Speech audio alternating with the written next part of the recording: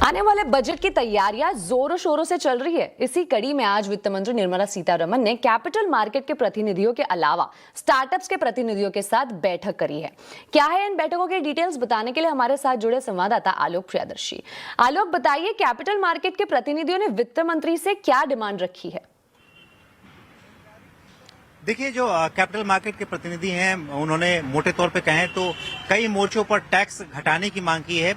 और सबसे जो पहला जो टैक्स हटाने की मांग की है वो है जो कैश ट्रांजैक्शन होता है मार्केट में उस पर डेरिवेटिव्स के मुकाबले ज्यादा टैक्स है। लिहाजा उन्होंने कहा कि कैश में ट्रांजैक्शन ज्यादा होता है, इसलिए उस पर टैक्स कम किया जाए। दूसरी जो मांग थी वो बायबैक को लेकर थी। बायबैक पर उन्होंने कहा कि अभी पूरे अमाउंट पर टैक्स देना पड़ता है बायबैक के दौरान, तो लिहाजा जो सिर्फ मुनाफा है उस पर टैक्स होना चाहिए। तीसरी जो मांग थी वो कहा कि हाउस होल्ड सेविंग है वो लगभग करीब अभी मार्केट में इक्विटी मार्केट में करीब 5% उसका पार्टिसिपेशन है, उसको बढ़ाकर 8% किया जाना चाहिए। और तीसरी जो मांग है वो डिविडेंड पर जो टैक्स लगता है उसमें अभी जो एनआरआईज हैं उन पर तो 20% टैक्स लगता है, लेकिन अगर कोई डोमेस्टिक इन्वेस्टर है, एचएनआईज है, तो उस पर करीब ये 42% टैक्स बनता है। तो ये एक असमानता है, खासतौर से डोमेस्टिक इन्वेस्टर्स को बढ़ावा देने के लिए, पार्टिसिपेशन को बढ़ावा देने के लिए टैक्स को रेशनलाइज करना चाहिए। तो ये तो कैपिटल मार्केट के जो एक्सपर्ट थे उनकी मांग थी।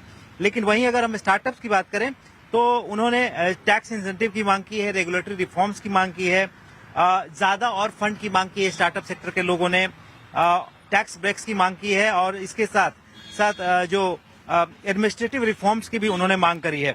उन्होंने कहा कि फर्स्ट टाइम जो एंटरप्रेन्योर्स हैं, वो महिलाएं हैं, उनके लिए एक बड़े टर्म्स लोन दिए जाएं ताकि स्टार्टअप को वो अच्छे से चला पाएं, क्योंकि स्टार्टअप्स में लॉसेस या फिर बंद होने की शिकायतें ज्यादा आती हैं। इसके अलावा इंटेलेक्चुअल प्रॉपर्टी प्रोटेक्शंस के लिए ज्यादा मजबूत फ्रेमवर्क होना चाहिए, ये डिमांड की है। इसके अलावा इंडस्ट्री ने रिसर्च एंड डेवलपमेंट के लिए, इनोवेशन के लिए, एआई सस्टेनेबिलिटी के लिए और डीप टेक के लिए भी अलग से फंड मांगा है, सपोर्ट मांगा है। तो ये तमाम डिमांड्स वित्त मंत्री निर्मला सीतारमण के सामने खासतौर से कैपिटल मार्केट और स्टार्टअप सेक्टर के लोगों ने रखी है। अभी शाम को एक इंडस्ट्री की बैठक और होने वाली है, मैन्युफैक्चरिंग और इंडस्ट्री की बैठक होने वाली है, उसमें भी वित्त मंत्री के सामने मैन्युफैक्चरिंग सेक्टर अपनी डिमांड रखेगा। जी जी जी, शुक्रिया आलोक। हम जुड़े रहिए हमारे साथ। हम एक बार फिर आपके पास आएंगे अगली खबर को लेकर। एफडीआई और एफआईआई से जुड़ी पॉलिसी में बदलाव की तैयारी हो रही है। सूत्रों के मुताबिक आज वाणिज्य मंत्री पीयूष गोयल की ई कॉमर्स और स्टार्टअप्स के साथ इसी मुद्दे पर बैठक है। ज्यादा डिटेल्स के लिए जुड़े संवाददाता आलोक प्रियदर्शी। आलोक, बताइए क्या होने वाला है इस अहम बैठक में? बिल्कुल, देखिए, खासतौर से आपने देखा होगा कि तैयारियां काफी लंबे समय से चल रही थी, लेकिन आज जो हमें सूत्र बता रहे हैं कि आज 3 बजे से बैठक शुरू हुई है, जिसमें खासतौर से जो इंडस्ट्री के लोग हैं, स्टार्टअप्स हैं, ई कॉमर्स कंपनियां हैं, वेंचर कैपिटलिस्ट हैं, इनके साथ वाणिज्य मंत्री पीयूष गोयल बैठक कर रहे हैं और उनसे जो एफडीआई की पॉलिसी है, एफआईआई की पॉलिसी है, उसमें किस तरह से बदलाव किए जाने चाहिए ताकि देश में एफडीआई और एफआईआई का फ्लोज बढ़ सके, इसको लेकर चर्चा की जाएगी। खासतौर से आपको याद होगा कि जो एक्सपोर्ट ओरिएंटेड जितने भी ई कॉमर्स कंपनियां हैं उनके लिए ये भी मांग की जा रही थी कि जो प्रेस नोट 2 है, जिसके तहत अभी 100% एफडीआई जो प्लेटफॉर्म्स हैं, जो इन्वेंट्री बेस्ड प्लेटफॉर्म है, उनके लिए अलाउड तो है, लेकिन एक्सपोर्ट सेंट्रिक कोई सपोर्ट नहीं है। तो लिहाजा ये भी कहा जा रहा था कि ऐसे इन्वेंट्री बेस्ड जो भी ई कॉमर्स कंपनियां हैं उनको एक्सपोर्ट के लिए एफडीआई नियमों में ढील दी जानी चाहिए, जो अभी सिर्फ एक तरह से कहें सिर्फ प्लेटफॉर्म ही में इन्वेस्टमेंट है। तो ये तमाम डिमांड्स हैं और आने वाले दिनों में इस पर चर्चा और होगी और एफडीआई एफआईआई और खोले जा सकते हैं। जी जी, शुक्रिया आलोक इस पूरी जानकारी पर। बढ़ते हैं अगली खबर की ओर। भारत और अमेरिका के बीच ट्रेड डील को लेकर बड़ा अपडेट आया है। वाणिज्य मंत्री पीयूष गोयल ने कहा है कि भारत और अमेरिका के बीच ट्रेड डील को लेकर जल्द ही गुड न्यूज मिलेगी। उन्होंने दोनों देशों के बीच न्याय संगत और संतुलित समझौते पर सकारात्मक घोषणा होने के संकेत दिए हैं। And I can assure all the distinguished participants that just like the rest of the world, the US also shares a strong bond with India. They see India as a trusted partner. We are both equally committed to working to expand trade and commerce between the two countries. And when the deal becomes fair, equitable, balanced, you we'll hear good news soon. अब एक नजर आज के बाजार के हाल पर। Nifty weekly expiry के दिन बाजार में प्रेशर दिखा है। सेंसेक्स निफ्टी गिरावट के साथ बंद हुए। सेंसेक्स 278 पॉइंट गिरा तो वही निफ्टी 103 पॉइंट फिसल कर बंद हुआ है। मिड कैप स्मॉल कैप शेयरों में बिकवाली रही। मार्केट के ज्यादा अपडेट्स लेते हैं कंचन नौटियाल से। कंचन, बताइए क्या अपडेट है? तो हफ्ते का दूसरा कारोबारी दिन डेफिनेटली आज बाजार में जो बिकवाली है हमें काफी ज्यादा हावी होती हुई दिखाई दी है। चाहे बात आप कर लीजिए निफ्टी की, बैंक निफ्टी की, साथ ही साथ ब्रॉडर मार्केट में भी जो बेयर्स की ग्रिप है वो और भी ज्यादा टाइटन होती हुई दिखाई दी है। अगर बात करी जाए सेक्टर स्पेसिफिक तो मेटल में काफी ज्यादा हमें बिकवाली देखने को मिली है, बिकॉज जो रुपी है वो कहीं ना कहीं वीकर होता हुआ नजर आया है। यूएस और चाइना के डील को लेकर काफी ज्यादा इस टाइम पे बातें बनी हुई है, इंडिया चाइना के ट्रेड को लेकर, जिसके चलते मेटल्स में एक दबाव बना हुआ है। इनफैक्ट रियलिटी सेक्टर में भी आज जो पेन है वो काफी ज्यादा हमें दिखाई दिया है। अब बात करते हैं कि स्टॉक स्पेसिफिक जो एक्शन है वो किस तरीके का रहा है। देखिए निफ्टी में भारतीय Airtel, axis bank, Asian paints और साथ ही साथ मारुति सुजुकी हल्के फुल्के गेन के साथ बंद हुए हैं।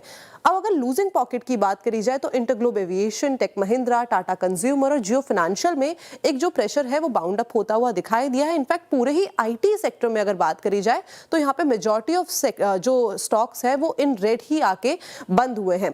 अगर मिड कैप की बात करी जाए तो जीएमआर एयरपोर्ट्स, यहाँ पे काफी सारी रिपोर्ट्स आई है। चाहे बात कर लीजिए जेफरीज की कल रिपोर्ट आई थी, बाय की रेटिंग दी है, कोटक की रिपोर्ट आई है और काफी सारे ब्रोकरेज हाउस यहाँ पे काफी ज्यादा बुलिश दिखाई दे रहे हैं। एमएनएम फाइनेंशियल, भारतीय एक्जाकॉम और फेडरल बैंक में एक अच्छी खासी तेजी का सत्र आज के दिन में हमें देखने को मिला है। लूजिंग पॉकेट की बात करी जाए तो कमेंस, पेटीएम, यहाँ पे ब्लॉक डील, उसके बाद ही गिरावट देखने को मिली है। एमआरपीएल और सुंदरम फाइनेंस की बात करी जाए तो यहाँ पे 0.3% का डाउन साइड है, लेकिन डेफिनेटली हफ्ते का दूसरा कारोबारी दिन कहीं ना कहीं ठंडा रहा है। अगली खबर बिटकॉइन से जुड़ी हुई। तो क्रिप्टो बाजार में भारी गिरावट देखने को मिल रही है। अक्टूबर में रिकॉर्ड $1.25 के पार निकलने वाला बिटकॉइन $90,000 तक फिसल गया है। क्या है इस गिरावट के कारण, बता रही है मनीषा गुप्ता। बहुत शार्प गिरावट यहां पर देखने को मिली है। तो पहले तो वही आपको बता दें, जैसे आपने कहा $126,000 छूने के बाद 90,000 के नीचे के लेवल्स हमने यहां पर बनते हुए नजर आए हैं। एक बेयर मार्केट यहां पर बन चुकी है। ओवरऑल अगर मार्केट कैप यहां पर हम देखें तो $4.4 ट्रिलियन का ऑल टाइम हाई इस साल में देखने को मिला था। वो मार्केट कैप अब गिर के $3.1 ट्रिलियन रह गया। तो यानी कि $1.2 ट्रिलियन की तो गिरावट ऐसे ही देखने को मिली है। अब पिछला एक महीना अगर देखें तो बिटकॉइन की जो वैल्यू है वहां पर हमने करीबन $600 बिलियन की गिरावट आते हुए देखी है। यानी कि लिक्विडेशन यहां पर जोरदार देखने को मिली है। अगर आप 2025 का साल देखें तो इसे आप दो में डिवाइड कर सकते हैं, क्योंकि फर्स्ट हाफ अच्छी खासी तेजी का था, खरीदारी थी, यूएस में रेगुलेशंस अच्छे आ रहे थे। लेकिन ये साल इसलिए भी जाना जाएगा कि इस साल हमने हैक्स, फ्रॉड्स, हाइस्ट और साथ ही साथ जिस तरह का रगपुल होता हुआ देखा है वो भी काफी बड़ी मात्रा में आए हैं। यानी कि जो कंज्यूमर प्रोटेक्शन है उसके ऊपर कुछ काम करने की जरूरत है। ये जो चार्ट आपकी स्क्रीन पे है ये दिखाता है कि इस साल में क्रिप्टो एक बहुत बेहतरीन एसेट क्लास होने के साथ साथ होते होते रह गया, क्योंकि अब जिस तरह की मुनाफा वसूली पिछले एक महीने में देखने को मिली है, ज्यादातर क्रिप्टोज अब इन द रेड यहां पर कारोबार कर रहे हैं। साथ ही साथ इंपॉर्टेंट ये भी है कि जिस तरह की international consortium of investigative journalist की रिपोर्ट आई है वो आपको बताती है कि कितनी बड़ी प्रॉब्लम्स यहां पर इस एरिया में बनती हुई नजर आई हैं। उनके हिसाब से $28 बिलियन यहां पर अवैध तरीके से या इलीगल तरीके से हमने यहां पर ट्रेड होता हुआ देखा है पिछले 2 सालों में क्रिप्टो ग्लोबल एक्सचेंजेस पे। तो ये थोड़ा सा यहां पर कंसर्न है। इसकी वजह से थोड़ी सी और बेरिशनेस हमने मार्केट्स में आते हुए देखी। साथ ही साथ अगर आप बाइनेंस को देखें तो उन्होंने कुछ क्रिप्टो एक्सचेंजेस के नाम भी यहां पर दिए हैं। तो बाइनेंस में करीबन $400 मिलियन का हमने वॉलेट मूवमेंट यहां पर आता हुआ देखा ह्यूऑन ग्रुप की तरफ से, जो कि एक कंबोडियन कॉन्ग्लोमरेट है। $220 मिलियन का यहां पर OKX, जो कि एक अदर एक्सचेंज है, यहां पर भी हमने कारोबार होता हुआ देखा। साथ ही साथ $900 मिलियन यहां पर हमने बाइनेंस में आता हुआ देखा सर्विस के थ्रू नॉर्थ कोरियन हैकर्स की वजह से। तो काफी सारे नेम्स और इंस्टेंसेस ऐसे हैं जिनकी वजह से हमने ये प्रॉब्लम बढ़ते हुए देखी। साथ ही साथ ये जो स्टडी है वो ये कहती है कि जो एक्सचेंजेस हैं वर्ल्ड वाइड यहाँ पर करीबन $4 बिलियन स्कैम्स के तौर पर यहाँ पर अटैच किए जा सकते हैं। क्रिप्टो टू कैश ऑपरेशन जो है वो भी $500 मिलियन के आसपास होता हुआ नजर आया है। तो चिंताएं यहां पर बनती हुई नजर आई हैं। मुनाफा वसूली लोगों ने ली है, एक ओवरऑल यहां पर प्रॉफिट टेकिंग है, लेकिन साथ ही साथ जिस तरह से ये कॉइन लॉन्ड्री की तरीके से जो खबर आई है उसका एक बहुत बड़ा असर हमने क्रिप्टो के सेंटीमेंट पे पड़ता हुआ देखा है और कुछ और गिरावट शायद उस वजह से आगे जारी भी रह सकती है। बढ़ते हैं अगली खबर की ओर। तो रेल के जरिए ब्लैक सीमेंट की ढुलाई को बढ़ावा देने के लिए रेट रैशनलाइजेशन और ब्लैक सीमेंट टर्मिनल पॉलिसी को लॉन्च किया गया है। क्या है इस पॉलिसी की हाइलाइट्स, इसी पर रेल मंत्री अश्विनी वैष्णव से खास बातचीत की है दीपाली नंदा ने। बल्क सीमेंट का ट्रांसपोर्टेशन रेलवे से बहुत क्लीन वे में हो, नॉन पॉल्यूटिंग वे में हो, उसके लिए एक बहुत स्पेशल डिजाइन किया है टैंक कंटेनर का।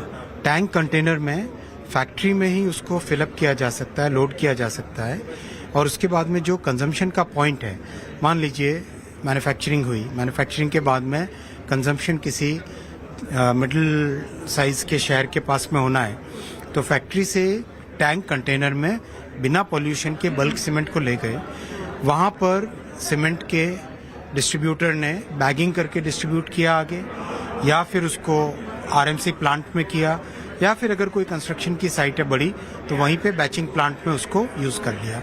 इस तरीके से बिना पोल्यूशन के ट्रांसपोर्ट हो पाएगा।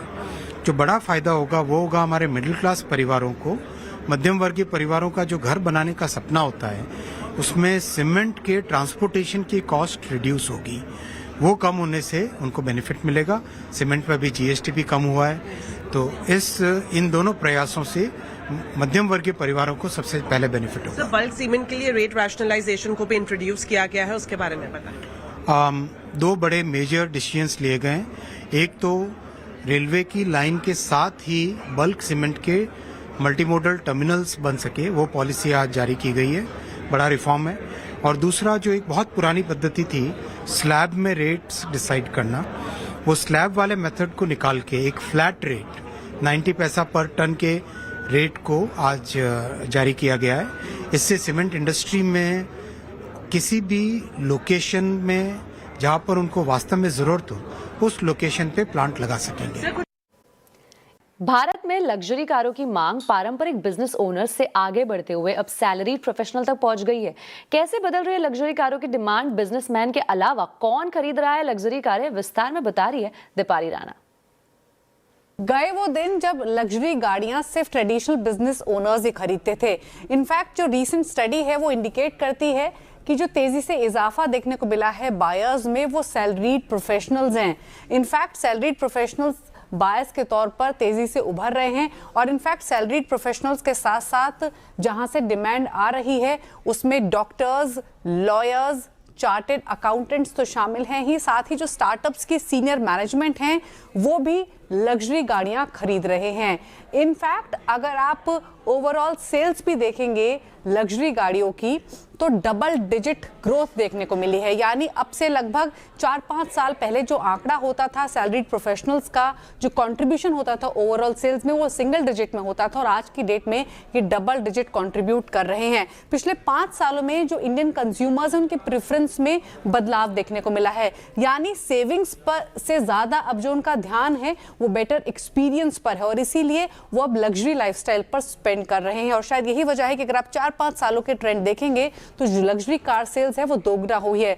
2020 में जो आंकड़ा 28,600 यूनिट्स का था, 2024 में वो 51,000 यूनिट्स का पहुंच चुका है, और 2025 के आंकड़े और भी एक्स्ट्रावेगेंट होंगे। इनफैक्ट जो मेजर प्लेयर्स हैं लग्जरी कार बिजनेस में, ओवरऑल लग्जरी कार मार्केट में 85% कंट्रीब्यूशन BMW, मर्क और ऑडी की तरफ से रहता है, और उनकी अगर आप सेल्स बाइफर्केट करके देखेंगे तो BMW की टोटल सेल्स में 30% कंट्रीब्यूशन सैलरीड प्रोफेशनल्स का है, जो सिंगल डिजिट में होता था अब से 5 साल पहले। सिमिलरली ऑडी की सेल्स में 18% कंट्रीब्यूशन सैलरीड प्रोफेशनल्स का है, और अगर मर्सिडीज के आंकड़े देखें तो इनकी ओवरऑल सेल्स में जो 15% कंट्रीब्यूशन है वो सैलरीड प्रोफेशनल्स की तरफ से आता हुआ दिखाई दिया है। तो एक समय था जब ट्रेडिशनल बिजनेस ओनर्स ही लग्जरी गाड़ियां खरीदते थे, लेकिन अब सैलरीड प्रोफेशनल्स की बाइंग में भी तेजी से इजाफा देखने को मिला है। अगली खबर में बात करेंगे दिल्ली की। राजधानी दिल्ली में अभी भी प्रदूषण से गंभीर स्थिति बनी हुई है। आज भी AQI बेहद खराब श्रेणी में दर्ज किया गया है। दिल्ली का एवरेज AQI 3 से 44 है। इसके अलावा ग्रेटर नोएडा में भी हवा बेहद खराब है। साकेत के मैक्स सुपर स्पेशलिटी हॉस्पिटल के वाइस चेयरमैन डॉक्टर विवेक नांगिया ने बताया कि आप अपने बच्चों को इस जहरीली हवा में कैसे सुरक्षित रख सकते हैं। वैसे तो हम बच्चों को हमेशा कहते हैं कि बाहर जाके खेलो कूदो एंड बाहर का एक्सपोजर लो, किंतु अब समय नहीं है कि हम कह सके उनको। अब बहुत जरूरी है कि हम उनको इंडोर्स ही रखें।